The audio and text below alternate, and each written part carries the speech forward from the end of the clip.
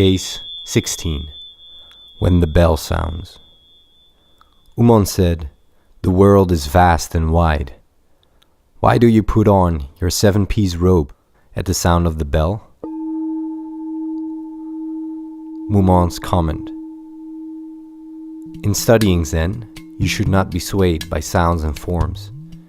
Even though you attain insight when hearing a voice or seeing a form, this is simply the ordinary way of things. Don't you know that the real Zen student commands sounds, controls forms, is clear-sighted at every event and free on every occasion? Granted, you are free. Just tell me, does the sound come to the ear, or does the ear go to the sound? If both sound and silence die away, at such a juncture, how could you talk of Zen?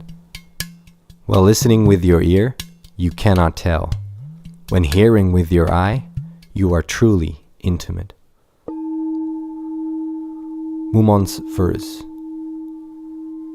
With realization, things make one family.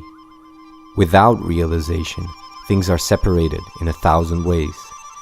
Without realization, things make one family.